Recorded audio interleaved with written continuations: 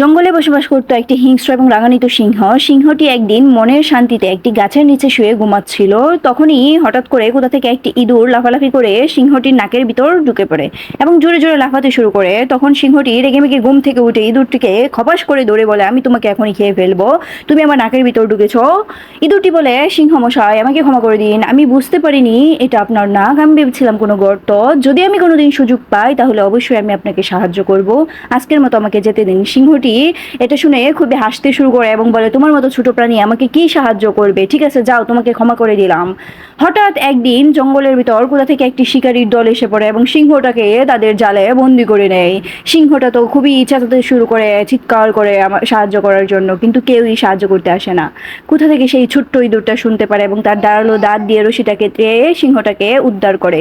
সিংহটা তখন বলে, সত্যি ছোটরাও সাহায্য করতে পারে, আমার ভুল হয়ে গেছে, আমাকে ক্ষমা করে দিও।